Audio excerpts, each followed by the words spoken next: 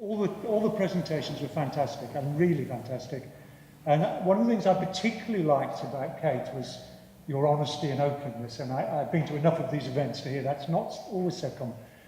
And one of the things you mentioned is about gender stereotyping, which, as many people in the room will know, is something that I'm particularly interested in. And I want to ask the panel, particularly female members, primary schools. How can we get at primary schools to stop gender stereotyping at the age when it's going to have most impact? Do you know, I mentioned nursery school training, teacher training, and also even perhaps prenatal training. That actually came out of an idea. I ran a workshop. I was invited to speak at the Bank of America at one of their evening Women in Tech events. And we did a workshop afterward. They were on cabaret style, you know, in tables of 10, the audience. And we had 40 minutes at the end of my talk, a few glasses of wine, and I said to everybody, you know, I did gender bias, kind of the content that I've given you, but aimed at more at businesses. And one of the tables came up with, I said to them, pick something in life around you that you think is gendered and gender neutralize it or fix it. You know, we had, you know, the booze cruise became wine on the water. We had the Yorkie bar, you know, the bar that's aimed at male lorry drivers. We had a redesign of that, the packaging. But the really amazing concept that came up was that idea. And this group of people, you know, they said, we suggest prenatal training for parents. And it was just like, wow, that's something that I'd never even thought of before. And here I am, I'm banging on all the time about unconscious bias and how, you know, it's set so young in life and how we're doing so much to get over it. But actually, if you want to really stop unconscious bias, you need to get the parents and the carers of young children and make them aware of the way that the biases that they exhibit can be passed on to their children so that they can try and fix it. There's no silver bullet, it's not going to happen in, you know, one big sort of like hammer drop. But if you start making people aware of the impact that they could be having. And actually I mentioned it, I was at a social event a few months ago and I mentioned it to one of the head people at Google's gender diversity team, and she's interested to speak to me about it. So we may yet get Google to put some money behind the idea of prenatal or at least nursery nurse kind of school level training for teachers, carers and parents of young children to help them understand the impact of unconscious bias. So I'd love to see that. Thanks. Yeah, I would have to agree. And obviously, I think it's age 5 when the girls are sort of told that maths isn't for them, it's for boys. So I would say it's very early. A lot of the, as you say, tech companies, engineering companies are trying to target outreach at kind of that level. But as you say, there's no underestimating the influence of people around you, i.e. not only your parents, but the people that are looking after your children as to how they perceive themselves and what is and isn't for them. So I would say one of the things is a responsibility as a university, so if we are doing these sorts of outreach, not to go for the sort of low-hanging fruit of the 16 to 18-year-olds that are already convinced or already considering applying here. We need to kind of be aiming a lot lower and aiming at these sort of young people so they do see that there is a huge diversity both of these sort of STEM subjects as well, and that this is not something that is specifically for a gender, a race, etc. So I think also it's the responsibility of people that are already doing the outreach work as well to help out. Mark? So I don't really have anything specific to say about that particular issue. I think there's a broader question, which is about which of course we need to solve in order to be able to have those attitudes that are appropriate for that very early age. In my normal business, I encounter people who are very committed to the equality agenda, particularly in STEM, but still, when talking about themselves, will say, yeah, but I'm not that good at the mathematical side of things. And we just need to catch ourselves in those things. We just need to catch it, because that very subtle recognition of actually something that is a wider issue, it's not about the individual, it's something that if we can just change those attitudes, those stereotypes, we can maybe convey them to others in a much better way. And so I don't think it's specifically about people at the young age or at an old age, it's about making sure we kind of remove some of that stuff from our environment. Other comments and questions? Yeah? I believe that Indies are international comparisons. The UK is really quite bad on this. Is that correct? The UK is among the worst, yes. I would say probably a lot of Western countries are. Funnily enough, Singapore is pretty much 50-50, so I don't know what they're doing. And I think more work needs to be done, more studies need to be done. Sweden as well is pretty good in terms of the split of people wanting to go on and study in further education. And interestingly enough, up until the age of about 12, 14, girls are as interested as boys very often, even though they're starting to get that kind of maths work. You won't be good at maths, but you see girls interested in sort of like studying the kind of the typical STEM subjects, but it's when they hit that hormonal age, for some reason it just kind of like goes off the edge of a cliff. So yeah, I think people are beginning to understand that there are other countries like Singapore, like Sweden, and they're beginning to seriously study them now and say, you know, what are you doing? How is this working? And within certain countries, so in America, there's a university called Harvey Mudd, where they've got almost 50-50 women and men students in their technology, in their computer sciences degree courses. And what they did was they made it compulsory, basic coding they made compulsory for the first year for all students. They changed the name of the course to, I think they changed the programming language from Java to Python. Python's a bit more kind of like it's a friendlier language to use. And they changed the name of the course to computer studies with Java or something, to solving problems with Python. So they just kind of like slightly rebranded the study sector. And then at the end of the first year, they took all of the women from the first year course to a conference that introduced them to a lot of inspirational women role models working within, you know, not aspirational people like Lily Cole, but like people in ordinary jobs. And through that, they found that the next year they had an extra 20% women signing up for the second year, and then now they've got to the point where it's 50-50 in the technology labs, and they don't have to work at it anymore because there is a culture of it being as common for women to choose to go on and study the third and fourth years as men. If I could chip in on that, I mean, the naming of things is really interesting. And some of the work that I was involved with in schools, even the word engineering was sufficient to put girls off, even when it was the same activity that they were enjoying when it wasn't called engineering. So it's rather interesting. My editor that I work with at the BBC, his daughter's, I think, 11 years old, and she comes in sometimes when he can't get childcare at the end of the day. And she came in and she at school she'd made this a display box for, it was like the sandwich display boxes that you get at Marks and Spencer's, but she'd made it for something else, it was for some toy, but it was just this kind of like folded, engineered piece of cardboard with a piece of perspex in it, well not perspex, but film. And I said to her, and she was really excited, she was like, look what I made, it's really cool. And I said, oh, so are you interested in engineering then? She was like, what? And she had absolutely no idea that what she'd done was engineering. It was just like, she was like, no, I don't want to get into cars, no. So, yeah, it is really, we need to start thinking about how we present this stuff to people and what the traditional connotations are associated with. I have spent part of my time trying to persuade the Royal Academy of Engineering to change its name, but I have to say I'm not going to win that one. Helen, Michael, anything on the international perspective? I mean, I think the issue is obviously, whilst we can look abroad, I mean, I think we've found obviously with Brexit, etc., there is a little bit of an island fever. So whilst we can do our very best to kind of emulate good work that people are doing, I think it's important that we, you know, have this proper understanding of what our culture is imposing on our young people, such that we can make an appropriate change. Because what works in Singapore may not necessarily work here. So trying to be sort of realistic in that way would be something I would hope would happen as well. Just one observation, without any knowledge, I'm speaking from a position of ignorance. We specialise very early.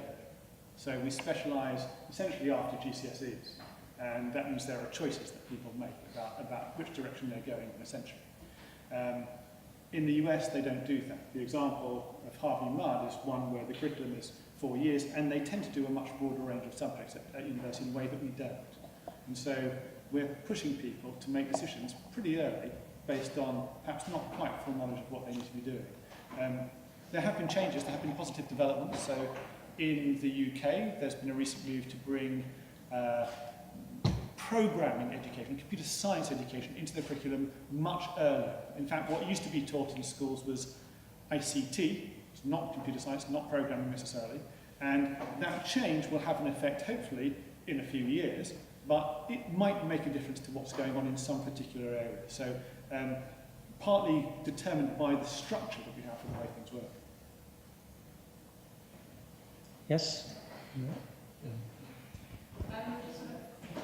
Oh, we have a microphone. We have a microphone. I can speak louder. I think it's for the camera. Yeah. Yeah. No pressure. You're on television now. All my dreams come true. Hi. A question to all members of the panel. If we accept that we have to get students as young as they are, at the age of 5 most likely, what is the opinion about gendered, separated classrooms then? Might that be a positive thing to teach chemistry to all girls and all boys, to stop girls feeling frightened of the boys, if that's the wrong... Helen? Yeah, I was quite intrigued actually, because obviously I also went to an all-girls secondary school, and so I would say that I think that perception of it's for boys wasn't really a thing that I felt. And obviously I was lucky enough to have that same feeling when I did go to an undergraduate studies. So yeah, I think there's been lots of those saying that girls work better with girls and boys work better with girls. So it's a bit of a difficult balance. So are we punishing the girls if they are having co-education? Obviously most comprehensive schools will be co-educational as well. So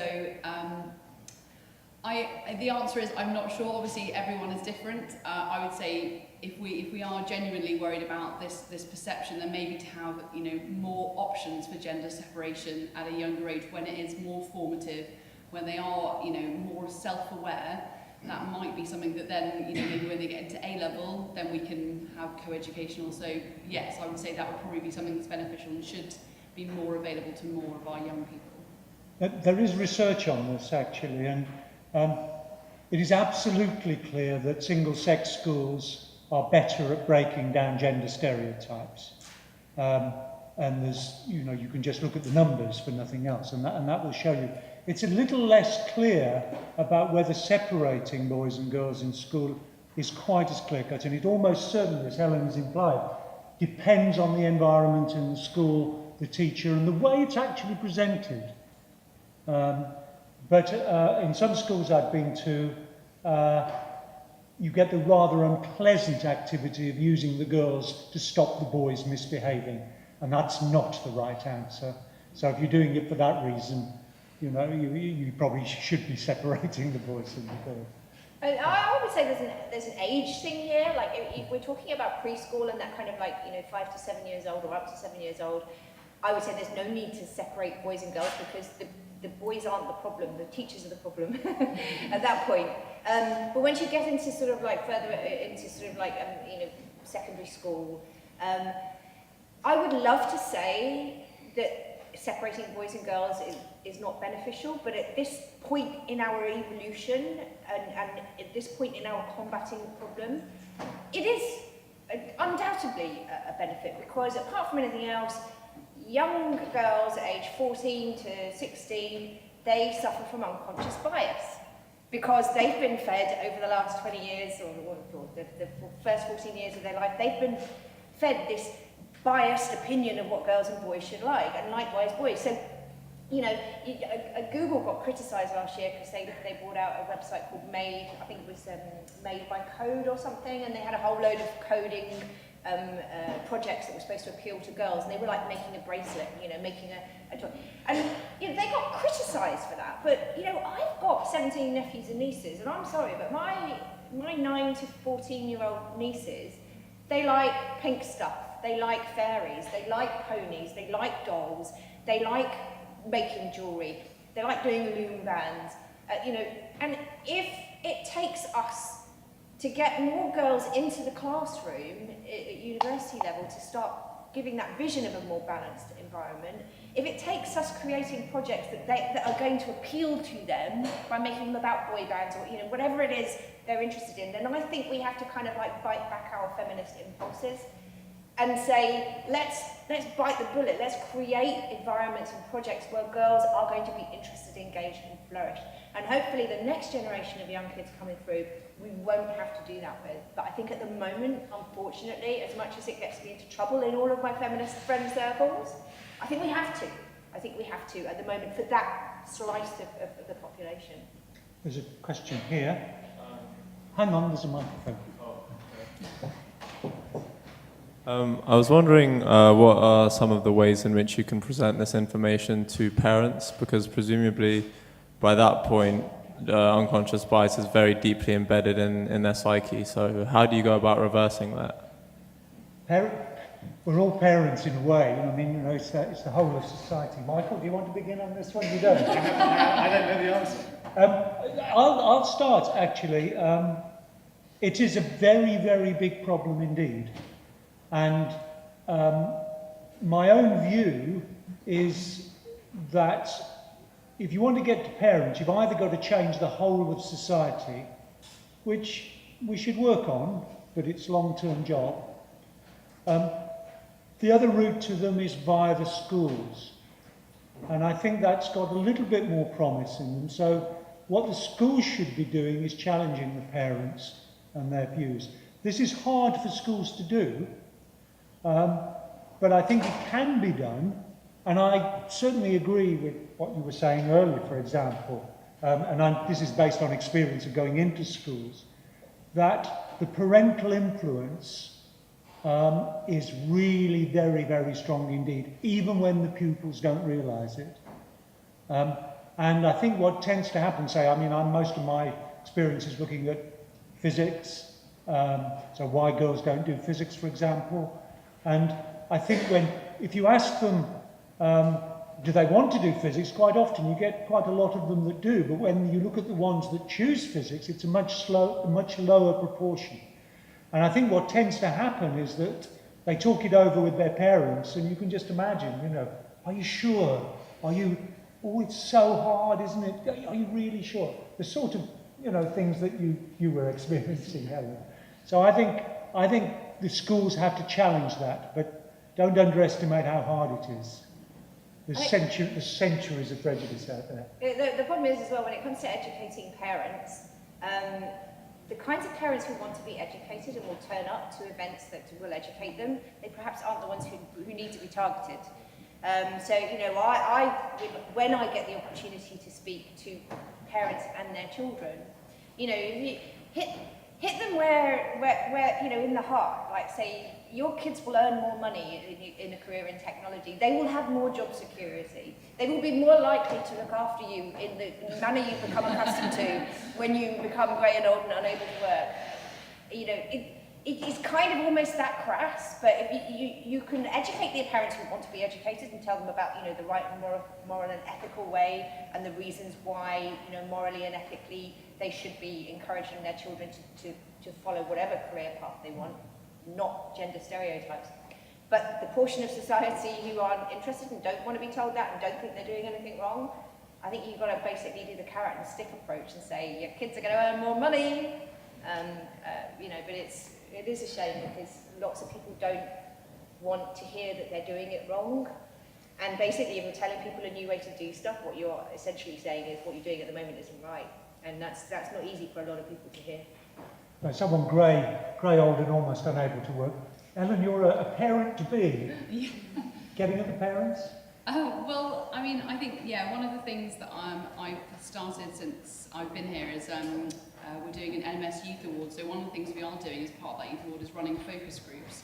So one of the things that we're trying to target is students that are capable and should be doing some subjects that are choosing not to, for various reasons. Often it's pressure from their parents to get jobs and start contributing as soon as they leave school. So these focus groups are aiming to find out what these real and perceived barriers are, not only for the students but the parents, because obviously it might be a carrot and stick approach, but it might just be that they just don't see it as worthwhile. So it's not even that they can't even see beyond the cost of university to the fact they're going to get a job.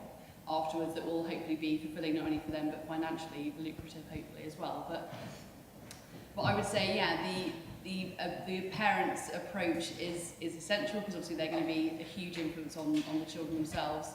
I mean, I have chosen not to find out the sex of my baby because I don't want any gendered things for it, but I think at the end of the day, as soon as my family meet it, I will get exclusively gendered things. So it's, there's only so much you personally can combat society as a whole.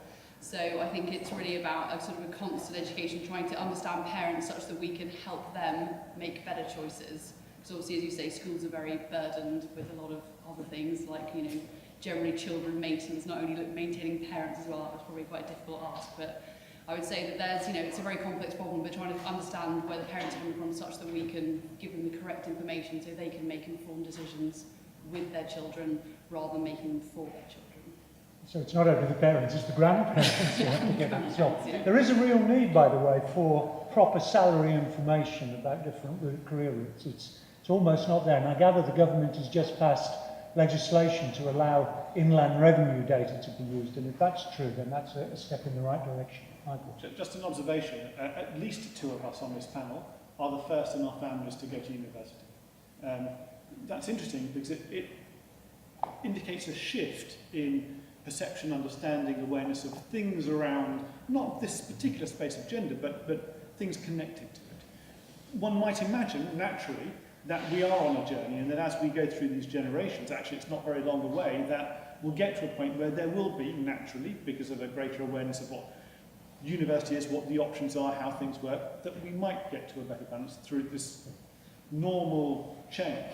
But if we drop our efforts, if we drop our guard and we assume that it will happen magically by itself, we'll be in trouble. So my guess is we are on that journey. It will happen at some point soon, but we need it to be now. And so our efforts are about changing it quicker than it might happen naturally, but also making sure that we get the right talent through into society as best we can. Question.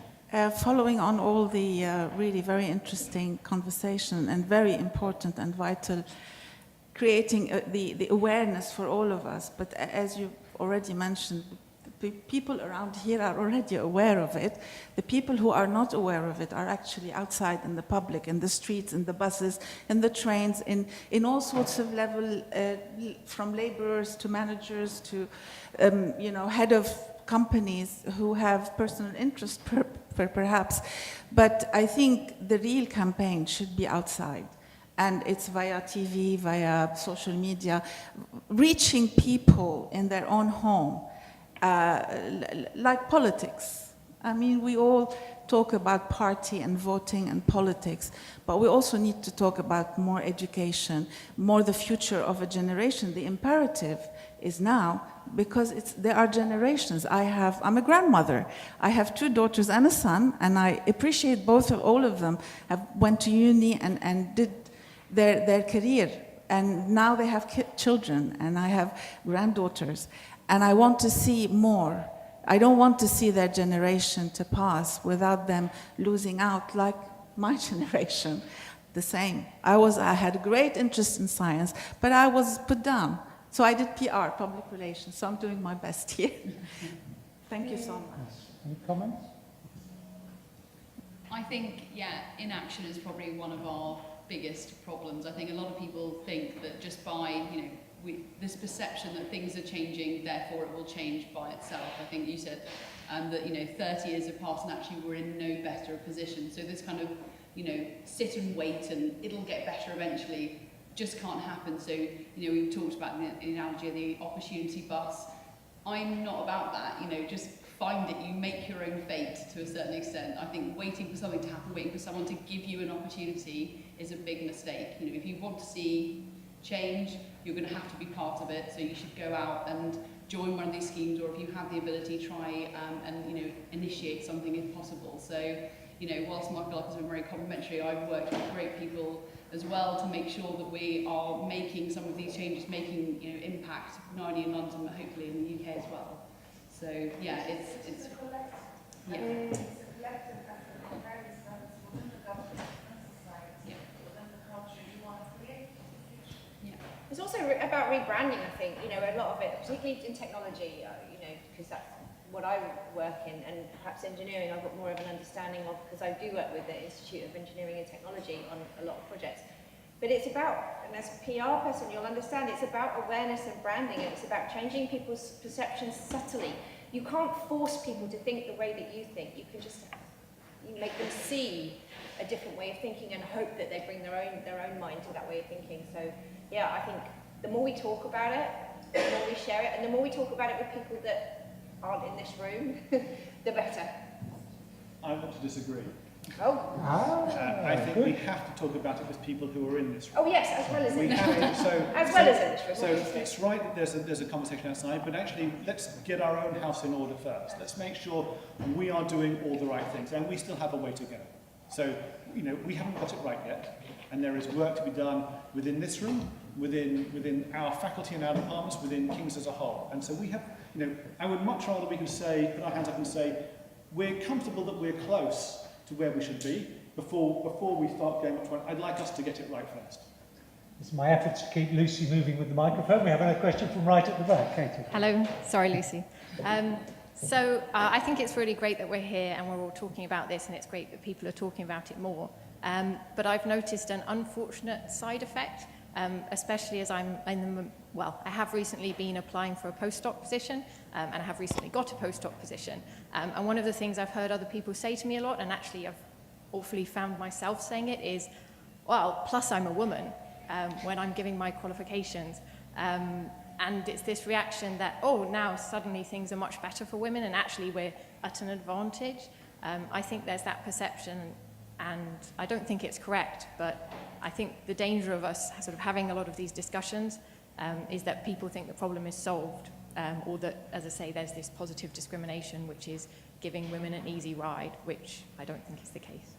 What would you say to that? Yeah, I guess to some extent, you know, at the end of my talk, I kind of compounded that as well, but you know, at the moment, it's in the workplace, it's fair to say, you won't, I don't believe you'll get a job because you're a woman, but I believe that you are more likely to get an interview at the moment in technology, because there's a lot of pressure, and businesses understand that if they don't fix the gender gap, because actually the percentage of women working in IT in the UK has fallen by 0.5% year on year for the last 10 years.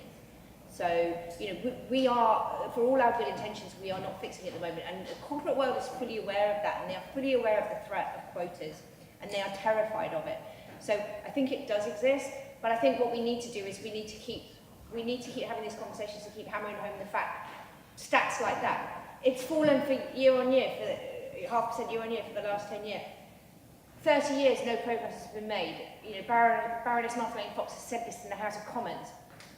You know, we need to keep hammering home the negative position message within these conversations. I don't know if you agree. So, look, I mean, I can tell you about what we do here at King's. We do not positively discriminate. We do things on merit. Very clear. We do things on merit. That's it. We don't pay attention to gender. What we want is for there to be no barriers to people progressing. So what we are doing, we're talking about it because we have an issue. We know that there aren't enough women coming through the pipeline, but actually what we are doing is as valuable for men as it is for women. Okay? We will not discriminate. We will look for excellence where we can find it. We will look for the best people always, categorically. But we must make sure that we do not make it more difficult for women through things that we deliberately put in place, not to prevent women from doing these, but you know, or from things that we're just not aware that we're doing, that makes it a little bit harder. That's the key point.